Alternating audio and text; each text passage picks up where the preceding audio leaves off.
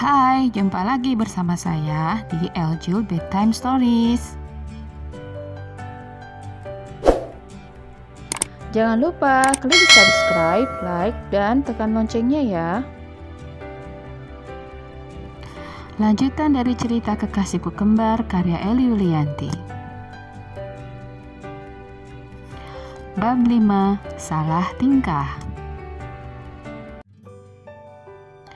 Haura termenung di dalam kamar kakaknya.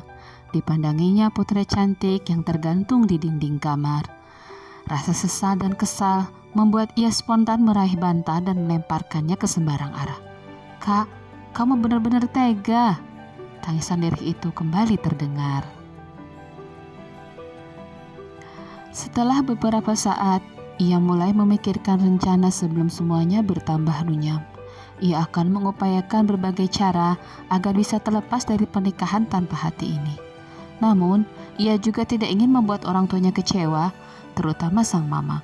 Haura tidak ingin melihat mamanya menangis lagi.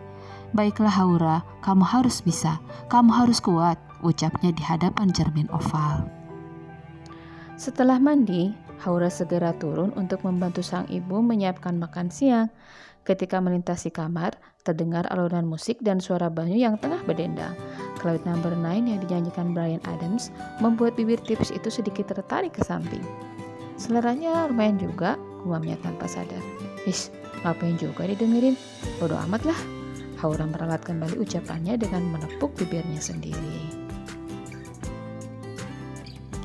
Lantas ia pun bergegas melewati kamarnya yang dihuni suami. Di dapur, Haura tidak banyak bicara. Ia membantu mama menyiapkan hidangan untuk makan siang. Menu hari ini adalah soto Betawi favorit keluarga. "Panggil suamimu untuk makan bersama?" titah mama. "Hah? Siapa, Ma?"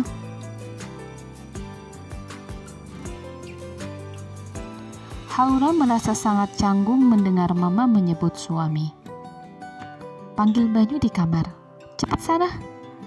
Dengan langkah gontai, Haura menaiki tangga menuju kamar sambil memikirkan ucapan papa dan mamanya tadi pagi.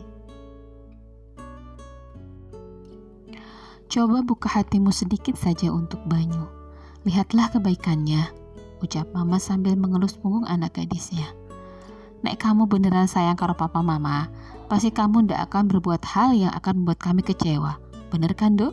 Suara papa kembali terngiang. "Minta maaf sama suamimu," bisik mama lembut. Hal yang tidak sudi Haura lakukan hingga saat ini.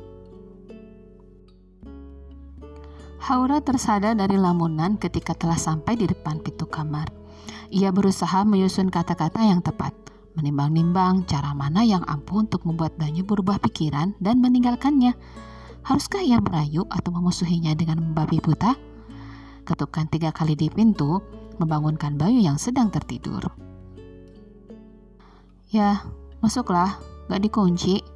Suara bariton itu mendorong Haura untuk memutar gagang pintu pelan-pelan. "Ditunggu mama di bawah, kita makan siang bersama," ucap Haura tanpa melihat wajah Banyu. "Kamu duluan, nanti aku nyusul." Banyu bangkit lalu duduk di tepi ranjang. Matanya menyipit melihat Haura tiba-tiba berjalan mendekatinya.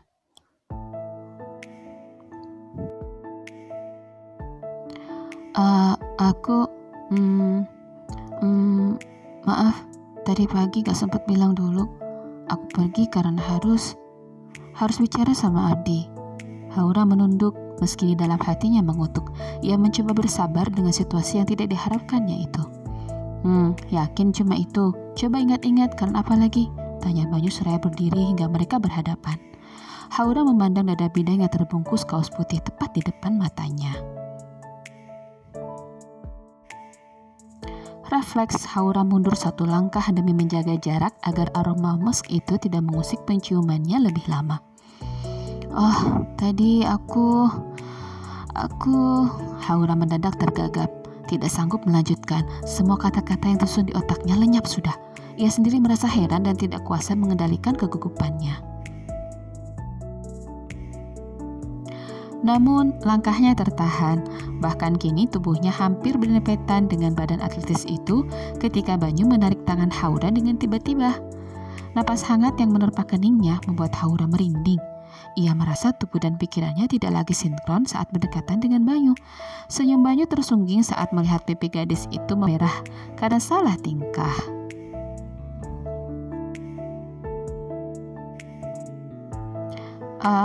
Aku gak akan begitu lagi, tapi ada syaratnya. Haura kembali mundur untuk menjauhi tubuh Banyu. Ia berusaha melepaskan diri dari gunggungan suaminya. Apa? Syarat? Banyu terkekeh. Ya, syarat agar kita bisa menjalani ini semua dengan damai. Aku tidak pernah berniat memusuhimu, Nona, ucap Banyu dengan kalem. Haura terdiam, lalu ia mulai menggigit-gigit bibirnya sendiri. Aku belum siap dengan semua ini. Aku tidak keberatan menunggumu. Banyu maju satu langkah mendekati Haura. Stop! Tangan Haura terangkat menahan dada bidang yang hanya beberapa senti saja dari dirinya. Ia menghela napas sebelum kembali berucap. Aku yakin kamu juga tahu kalau aku setuju menikah denganmu hanya demi papa mama. Tapi bukan berarti aku menerimamu begitu saja. Ya, aku tahu itu. Kamu pikir semua ini mudah untukku. Ucapan itu hanya bergema di benak Banyu. Ia pun tersenyum lalu berkata, So what? Aku akan terima persyaratanmu. Lelaki itu menyugar rambutnya yang masih setengah basah sehabis keramas tadi pagi. Lalu ia memandang Haura tanpa berkedip. Gadis itu langsung menunduk. Ia semakin tersudut.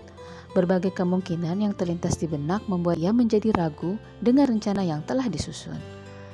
Baguslah, tapi itu baru syarat pertama. Syarat lainnya menyusul, balas Haura sambil mendongak. Banyu memandangi Haura yang membuang muka saat mata mereka kembali bertemu. Katakan saja, apalagi syaratmu itu? Ucapan Banyu membuat Haura tertegun dan mendesah. Sepertinya tidak akan mudah untuk menjalankan rencananya. Apa yang kamu inginkan, Nona? Banyu mengikuti Haura yang berjalan mendekati jendela. Kita jalani pernikahan ini selama setahun. Tidak, 6 bulan saja.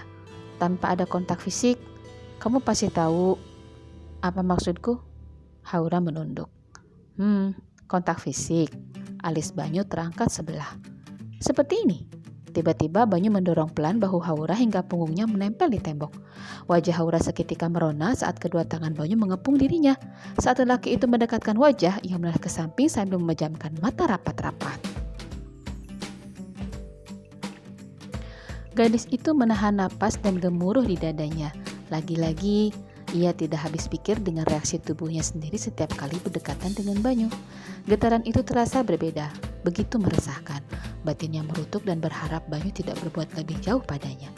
Banyu tersenyum geli melihat reaksi Haura di antara kedua tangannya yang memandang wajah cantik yang terlihat sangat menggemaskan. Bulu mata yang lentik, bibirnya yang tipis dan merah alami membuat Banyu terpaku sesaat. Begitu juga pikiran Haura sibuk menerka-nerka. Apa yang hendak Banyu lakukan? Duh, mau ngapain coba? Ya Tuhan, jangan-jangan dia mau ngunci. Haura menahan napas. Tiba-tiba jemari Banyu memijit hidung Haura.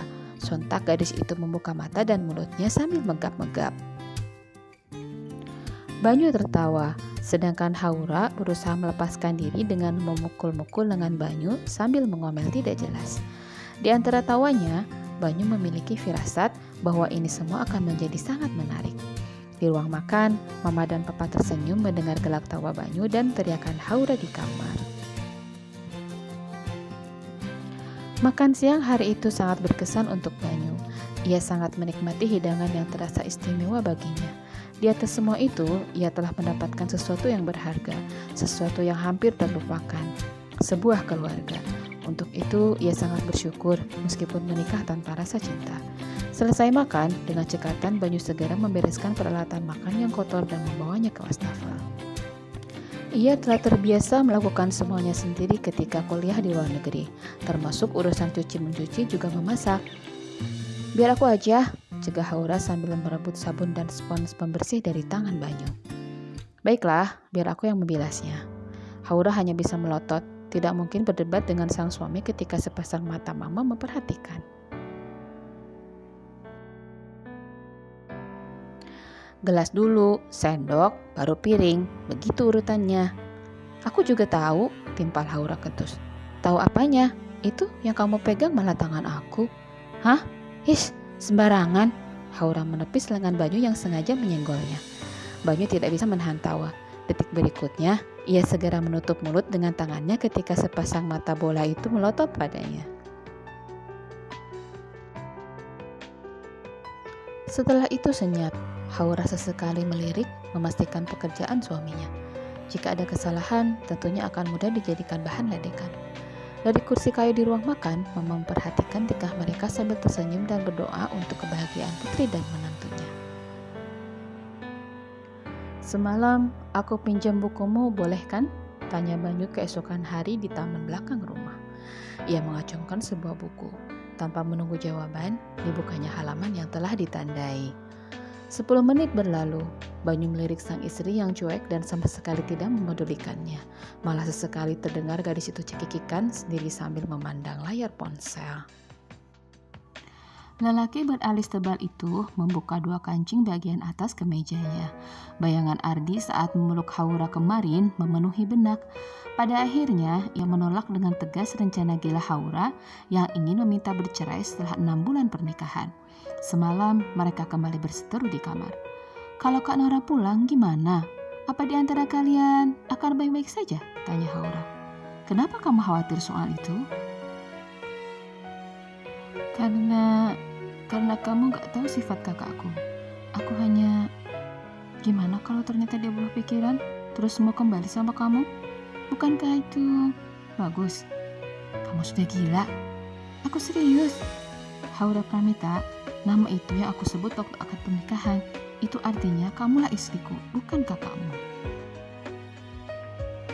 Kita telah berjanji atas nama Tuhan. Jadi pernikahan itu bukan untuk main-main. Ingatlah itu.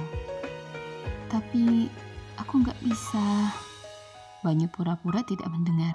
Ia menutup kupingnya sambil berdendang sebelum melenggang ke kamar mandi.